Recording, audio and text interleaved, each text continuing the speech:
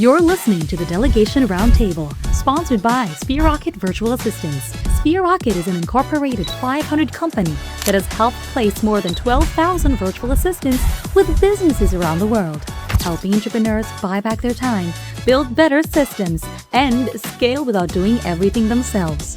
And if you believe in the power of delegation, SpearRocket offers one of the most aggressive partner programs in the industry, where qualified partners can earn up to 85% commission by promoting virtual assistant placements. On this show, we sit down with the founders, operators, creators, and high performers to uncover how they scale without becoming the bottleneck. Because at some point, growth stops being about how much you can do and starts being about who you empower, what you delegate, and how effectively you can lead. So, whether you're building a business, leading a team, or looking to reclaim your time, you're in the right place. Let's jump into today's episode.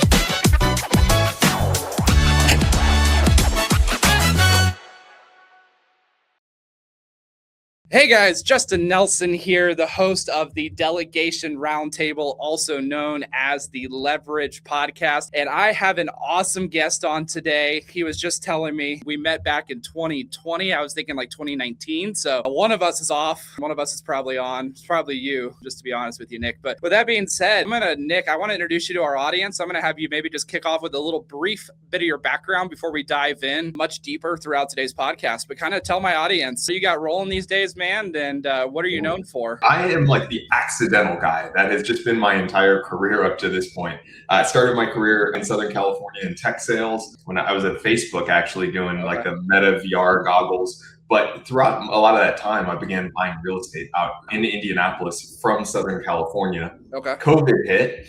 And I ended up, we had, 70 properties out here, give or take. We said, screw it. Let's stop paying $4,000 a month in rent in the Bay Area for 6 months. Move out to Indy. It's been the longest 6 months of my life, and I ended up growing my portfolio fairly substantially, buying a couple of wedding venues, starting a construction company, and had to use leverage and had to use tools and employees in order to make that happen. Dude, I already have a question right off the bat. Usually I'm like, give me more, but like that's so fascinating to me because like so many of our guests, like they can think about they've been in business for 20 years, 30 years, or maybe they were always an entrepreneur, but to go from like the employee mindset to like being an employee plus a business, that you're running remotely, then to what it kind of sounds like no more as an employee and basically just running all of these things yourself. Like, talk to me, because like we don't talk a lot about that. A lot of times I'm talking to entrepreneurs that have just always done it, right? Or their corporate career was so long ago that they only moved over because they got fired or laid off, where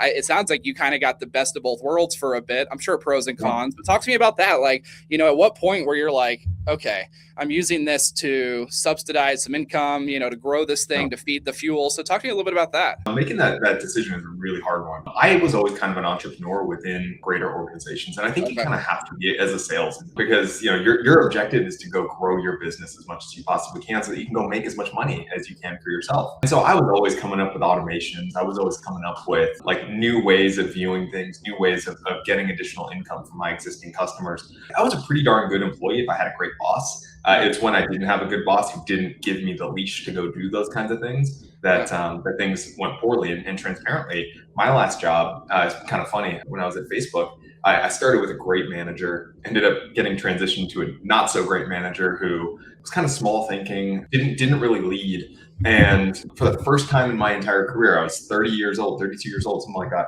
I got a does not meet expectations. And literally, I was on Zoom or, whatever the platform was. And my wife had just seen how hard I worked and how, I'd gone above and beyond. And literally, I just got a text from her as it happened because she happened to walk by to go grab lunch while this happened. She just said, F her, do it. Yeah. And so I left my job literally the next day. I turned in my notice. Wow, that's awesome. So how did you get into like investing? Like, that's interesting to me because like I know when I first got into real estate investing, everybody told me like, do it in your backyard, like don't go out of state, that complicates it. But I'm sure maybe we were on the same path. Like it for me in Colorado at the time where I was, it was super expensive. It wasn't, an ideal market for it. And I kind of listened to those people and I wish I hadn't listened to those people. So talk to me, like, how did you get into that out of state and like investing? Like, how did you watch your property? How did you buy them? Like, how were you doing?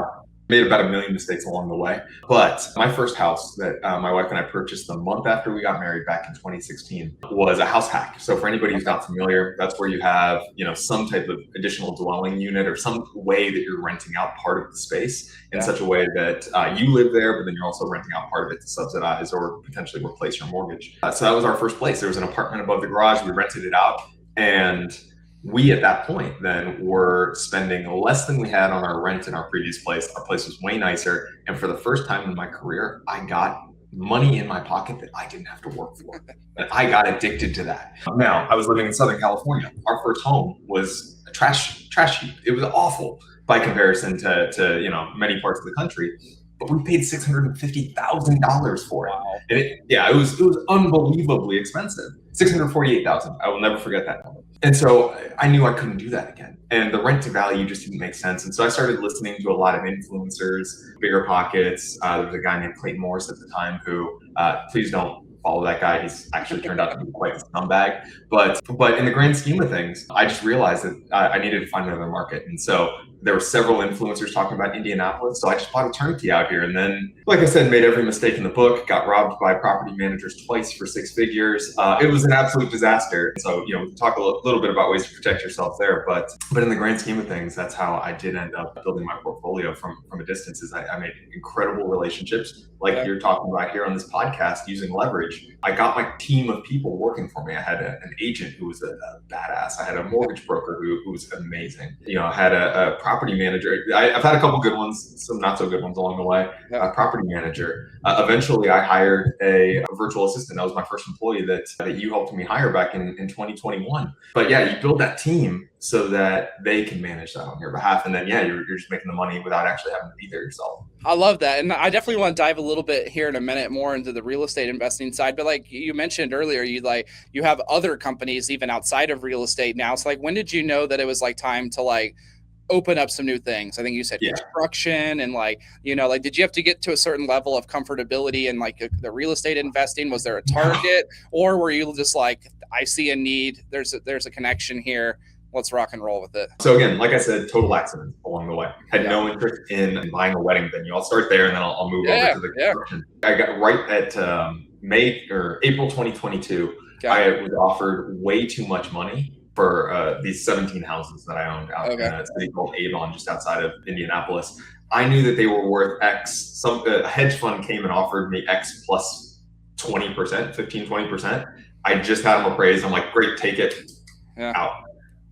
But then I had to do something called a 1031 exchange. So for anybody who's not familiar, you have to essentially sell that real estate, and within 180 days, hire a professional. Don't try and do it yourself. But within 180 days, you have to go purchase the same or more real estate. And so I was looking at it. I'm like, I could buy 15, 20 nice houses or whatever. But that's just going to be such a pain in the butt. Or I was like, great, I'll just buy an apartment complex, stabilize. And so I just literally went on Zillow and I raised the minimum up to what I had to spend. And I came across a place called The Wilds. Anybody who's watching should go take a look at it. It's the most beautiful wedding venue in all of Indiana. I'll definitely throw it down below. TheWildsVenue.com. Absolutely incredible, beautiful, amazing. And I fell in love with it. And the rent to value made a ton of sense. I ended up going and checking it out. But it was funny, I came home that night and my wife, she looks at me and she goes, all right, I'm going to trust you here on this one, but you were barely involved in your own wedding. What makes you think you're qualified to run this venue? And again, I'm going to circle back to the point that you made earlier about leverage and finding your team. I hired a team there. I haven't been down to the venue because it's about 90 miles away from here. I haven't been down to the venue in probably 6 months. And I'm going to go down on Tuesday. But again, finding your team to run it. So again, accidental business, totally didn't intend to get into the wedding game. Kind of a similar thing on the construction. I got screwed over by every contractor here in Indianapolis. Every single bad one, they got my number and I somehow got screwed. Full-time flipping at the time, I was doing 10 flips. I found one good contractor. My best friend here, Paul Aguirre. I found one good one. And I was like, all right, you're done now. You're done doing the swinging of the hammer yourself. You're going to come work for me. You're going to be a project manager. You're going to be on salary for me. And you're just going to go yell at the other contractors for me because these are in the hands of somebody who types for a living. I talk. I talk. I don't Yeah. do any hard work. They don't let me do power tools. He started doing really well for me, and I was really well known within a weird little niche community, which was Okay. the out-of-state investors of Indianapolis, given that everything I had done. And so all of my friends then started asking, well, hey, can he manage my job too? Can he manage this? And so that's how we ended up getting into the general contracting space, which from a revenue perspective has grown into far and away my number one thing that I'm doing. Wow. Well, and I think what's really interesting about that is I think a lot of people try, and maybe you can correct me if I'm wrong here because you're more experienced in this, but I think a lot of people go, oh, Nick's got a great investment portfolio. I'm going to quit all my stuff and then I'm going to go invest in real estate, where they forget that you kind of need some active income to use to invest in real estate, right? And so like for you, it was Facebook at one time, the jobs you had, I'm sure fed a lot of your, properties and deals. And then, and even now, I'm sure that you use the construction at some level to help feed more money back into acquisitions. Absolutely. Well, and it's honestly the other advantage is everything that I do from a repairs, maintenance perspective, the whole like my turns. Let me tell you, I've got the best prices in the business here in Indianapolis, given that I run the construction company, and so I just don't take my margin on that one.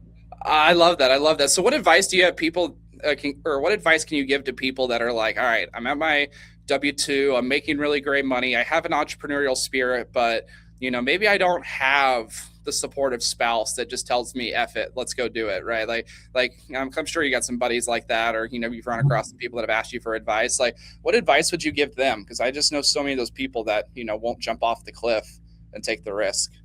Prove it. This is the uncomfortable thing, but most people are lazy is really what it comes down to. Yeah, your job takes 40, 50 hours a week. Okay, fine. Like I haven't worked 40 or 50 hours a week since I was 17 years old. If you want to go all in and you want to reduce your risk, hey, you've got another 40 to 50 hours that you're awake, that you're watching Netflix, that you're scrolling on TikTok, that you're doing all the stuff that I try to avoid as much as humanly possible.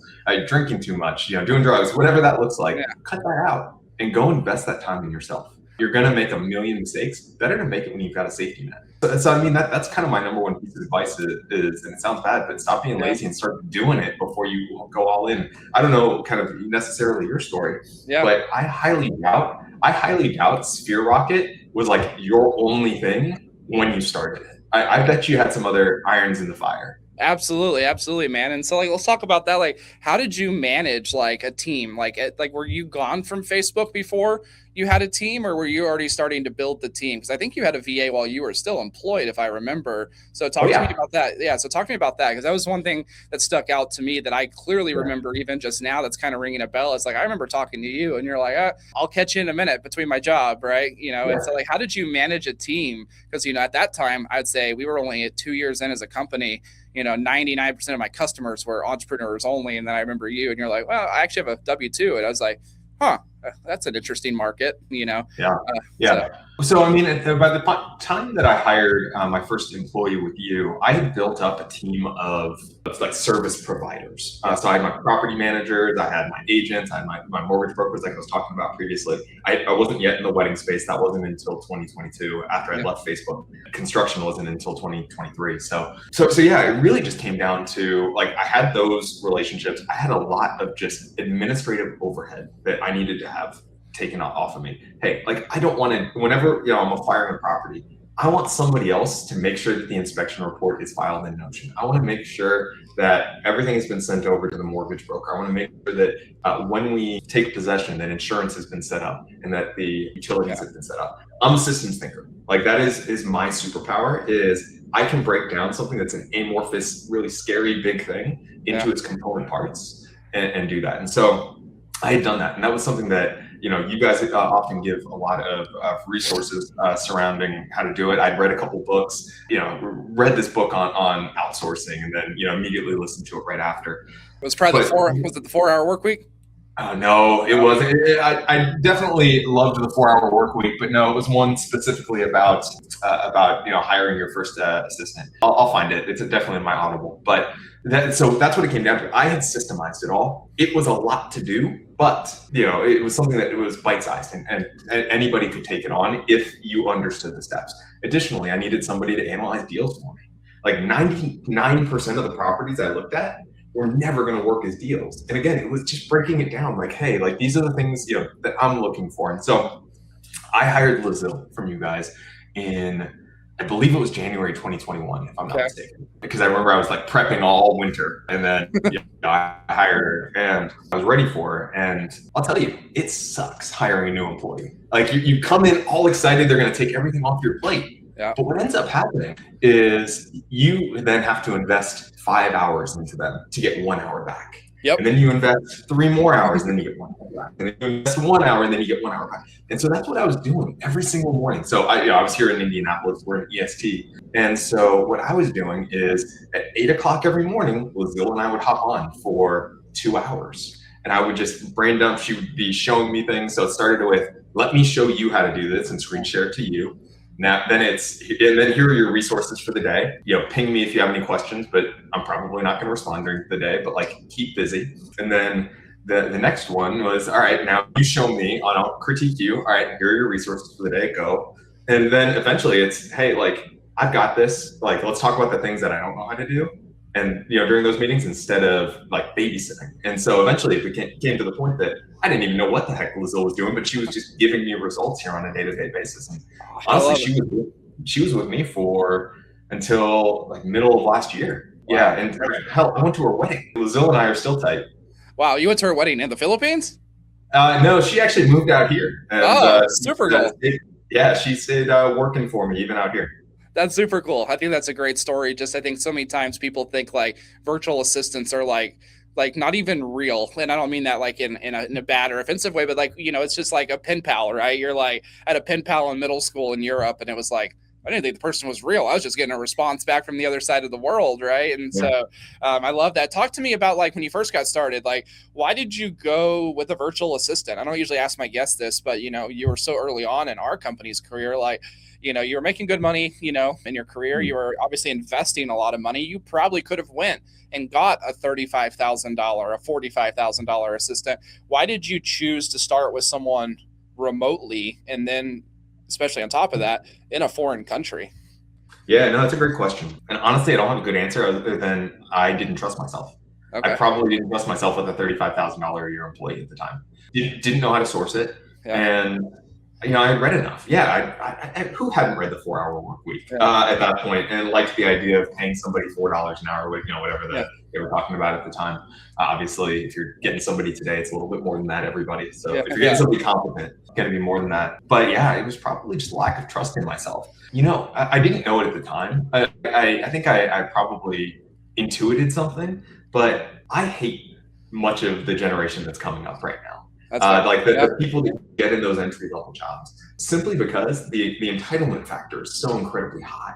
The work ethic's low and the entitlement's high. And I'm already starting to see that a little bit. And I was hoping for something different, and that's what I got in most cases. I haven't added 100 or 1,000 in my VAs, but I definitely saw something different in Lazille and made me end up growing my portfolio of employees even more. Yeah, no, I love that. And I think one of the things I kind of heard you say is like, you met her at 8, you sat for a few hours, and it's like, I'm not really going to get back to you throughout the day. I think a lot of people will hire the $40,000 to $50,000 person off the bat.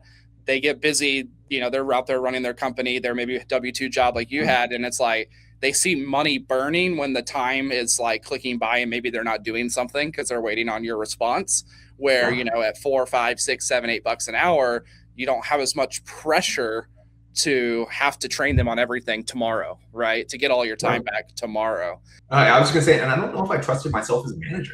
I'll be very honest with you. I say this to all of my employees that report to me now. I'm not a good manager. That is not my skill set. I can dance, I can sell, I can do the tech, but managing somebody on a day-to-day basis is not a skill set of mine. It's not something that I thrive in. Can I do it? Yeah. Am I smart enough to do it? Yeah. But God, I hate it. I hate it to my core. And we can talk about some of the ways that I've screwed that up along the way. Hiring a VA was kind of a low risk thing to your earlier point. Yeah, I love that. So like once you like build up this big of a portfolio, right? Obviously, we're not talking small dollar here, right? It might have started that way, but it's kind of exploded. Like, what motivates you to keep going, right? You know, like someone hears 70 units and they're like, I would retire today. You know, someone hears 100, you know, and it's like we all sometimes just dream about it, but it's like when we get there, most of us keep going for some reason beyond just money, right? Maybe it is money, right? I don't think there's anything wrong with that. But for you, like what is the next level? Like, you know, where do you want to take what you're doing now? Like, what's your big goal? Ooh, that's a good question. My goal is my daughter. Like, I honestly, I want her to see work ethic. I want her to see somebody who left it all out on the field. You know, my objective is for her never to have to work a day in her life, but I sure as hell want her to want to. And I don't think anybody who can do what I did could stop. Like, anybody who actually has, again, we were just talking about it earlier, anybody who has the ability to go and put the hours I did in has no ability to actually take a vacation. I haven't taken a vacation day in years. I'm sending, you know, messages, I'm scheduling messages, I'm thinking about things, I'm taking down notes. Like, I can't stop. And so it's probably an unhealthy obsession is really what it comes down to. I love that. So what's your team look like now? Obviously, it's a crazy story. You have a VA from the Philippines. You know, she moves over here, which is wild. I've actually only heard of that twice now, out of 12,000 plus placements. Maybe it's happened more, but like, what's your structure today? Like, how are you guys set up? Like, how many employees do you have, or, you know, contractors and different components that you have to oversee? All right, so that's a difficult one. You know, speaking to my own personal world, I've kind of offloaded a lot of my personal management to the different businesses within myself. So again, I'm trying to have as few direct employees myself as humanly possible. Believe it or not, I actually don't have a single virtual assistant who reports to me directly anymore, which is, you know, pros and cons. You know, on the construction side, I've got 2 directs. I've got, you know, head of operations, head of construction, who then have 15 or 20 employees underneath them, 2 virtual assistants out of the Philippines. One of them runs our construction side of the house. One of them runs our maintenance side of the house. At the wedding venues, I only have 1 direct employee, and she has 1 virtual assistant underneath her, and then about, I don't know, like 15 or 20 different part-timers underneath there. I love that. You just proved for me in one conversation that a VA could be used in not only wedding venues, but construction, but management.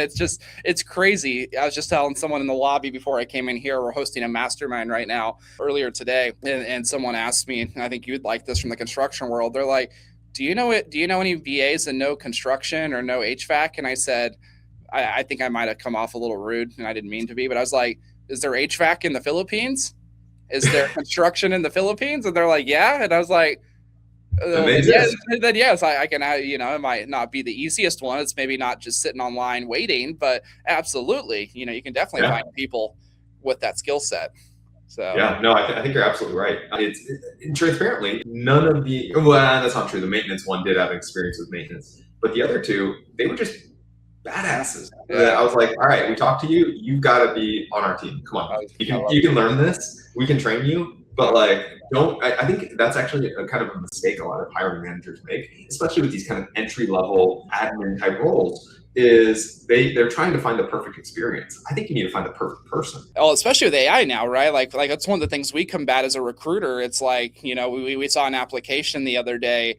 They had listed on their resume 400 different CRMs. And they did that so that way it would get through all the filters and the screening, and like on the job websites that people will go and find VAs on, you know, it now plugged them in and it made them appear on every single job search. And it, you know, we have clients all the time that are like, I need a VA that knows this CRM. And I'm like, that construction niche CRM is going to take your pool of candidates from millions of people to 50. And even those 50 might not be great employees, even though they have experience in that tool, right? Yeah, get A players will learn it.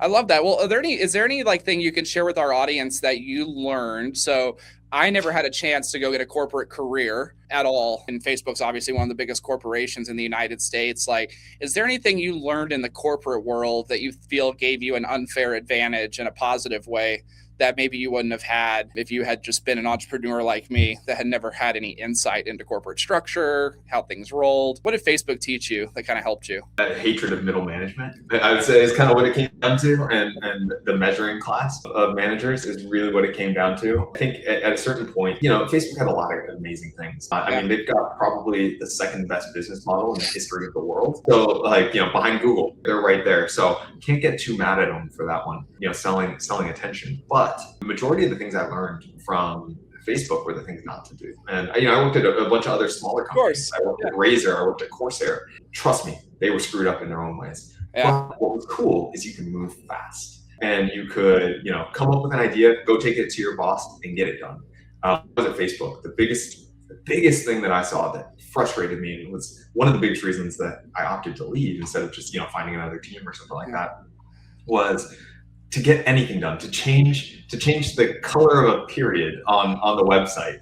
You had to write up a 45-page document, and everybody and their mother had to give their opinion. And unfortunately, what that means is nothing gets done. And I think I was in the VR department. The department's basically been gutted because they spent billions and billions of dollars, tens and tens of billions of dollars to make single-digit billions of dollars. Yeah. And that's why that part of the company's gone, is because it wasn't.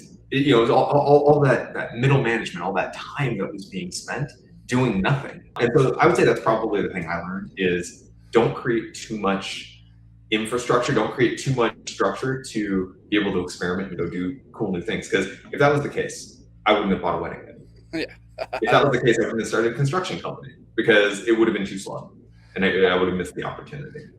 I love that. So I always wrap up and I ask our guests two main questions. The first question being, our audience is so diverse. Obviously, my background's in real estate. I didn't have a corporate career, but real estate was my background. I was licensed. Have been licensed for 11 years. Done a lot of investing myself.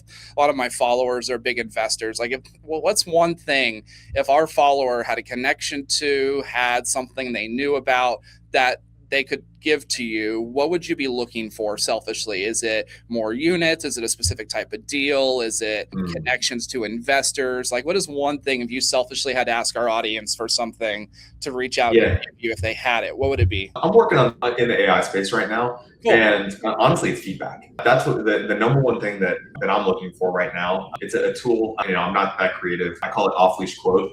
Off-leash is our corporate thing. Yeah, so it's off-leash quote. And transparently, what it started as for us is we would just get, and it sounds like you've been in the space for a minute, we would get 1 million people sending us inspection reports and then being like, well, how much is it going to cost to fix it? And we're like, wow, it's so much work, getting, the variety of different pieces of information. And then our close rate's really low because an agent, as you're probably well aware, and most of your audience that are agents, a lot of the times that's just a negotiation tactic to get the price down, not because they actually get any work done.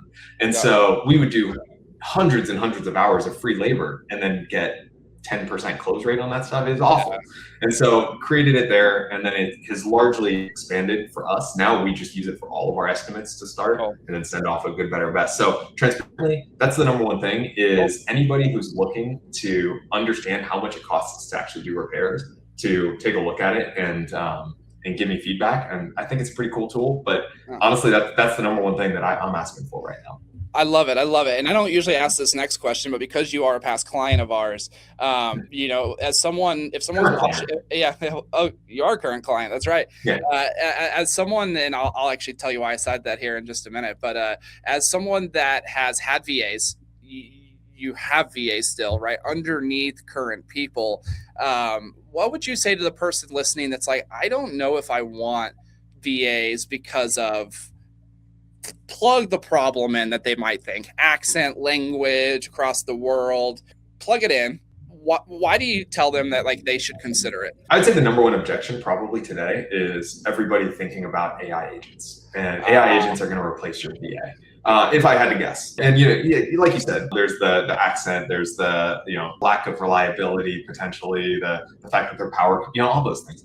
I largely agree with a lot of things. I don't think if I couldn't run my business with its current infrastructure 5 years ago, I probably need another 3 or 4 VAs in order to make it happen. Just from an admin entry perspective and all of that stuff. The number of automations we've got running here from a Hermes, from an open cloud perspective are just absolutely silly. And so I do think people have the opportunity to reduce their reliance on the human element of the VA. With that said, there are places where the human element is exactly what people need. When somebody picks up the phone and they call your business and they get an AI agent, they hate it. We have, we use Quo. If instead of voicemail, we have an AI agent that does it. People hate that thing so much. But one of your virtual assistants picks up the phone. Yeah, they may have a little bit of an accent. It's honestly, if they're from the Philippines, it's going to be a beautiful sing-songy accent that's pretty darn understandable. But that's much more human. When we call a tenant to get into a property, they don't want to just get a text from an AI agent. You call them. They're not getting a pre-recorded message. They get to go back and forth. They say, hey, unfortunately, I can't be there too. Great. We'll have you there too. It makes it human. And that people want to buy from humans. Yeah. They buy from technology because they have to, and that's the efficient option. Sometimes the human element is the efficient option. Well, I love that. And I think you're in a position where the AI is going to come in and complement and really take things further, and I think a lot of people, they might get in the business and go, well, Nick's got this AI and it's running so much of his automations, but they don't even have their first property yet, right? They haven't even stuck their toes in. And I almost feel like sometimes it can be a distraction to lead generate. I mean, I find myself all the time, like you said, in OpenClaw and just building things out. My team will go, do we need that? And I'm like, well, maybe not yet, but one day we'll need that, and it seems like, all right, back on track, Justin. And I'm like, all right, cool. So, but I agree with you, man. It's like, okay, you used to maybe need 5. My clients ask me all the time, what's it do to us? And I was like, well, maybe where you used to need 5, you can get away with 2 VAs. But if you're smart, you can still have 5, enable them with AI, and now you're it's a multiplying effect type of situation. So no, I wholeheartedly agree. Yeah, I mean, we've done away with a lot of the busy data entry for our VAs, and now they get to do the things that actually make a difference in the business. Yeah, no, I love that. And it allows them to, I had one the other day that I asked my gal, she's like, I need some help. I need some support. And I said, well, how about this? If I can give you an AI that helps you, I'll pay raise you a little bit. You manage the AI and now you save me. She gets a pay raise, right? We put some automation in there and I save a whole nother salary from being hired. So awesome, man. Well, I really appreciate you jumping on. You are absolutely one of the OG clients. You have multiple VAs. I'm glad I'm gonna have to pick your brain more on the VA that moved over here. That's super awesome. I love hearing that story. That's just so super unique. So with that being said, man, I really appreciate you jumping on today. And if you guys are watching here between the wedding venue, between testing out the AI, I'll make sure to put your off-leash stuff down below in this podcast episode. When we blast it off, I'd say we at least have 300 to 400 big time investors, over our last 2 to 3 years that are using VA. So I'm happy to put that out in an email blast as well for you, man. So I know I'm excited. I have my home on the market and we had some repairs and it was that exact thing. I needed 19 people to come by and look at this and look at that. And it is burdensome. Oh God, yeah, it's an absolute headache. And agents don't know necessarily what construction costs. So yeah, I think you're absolutely right.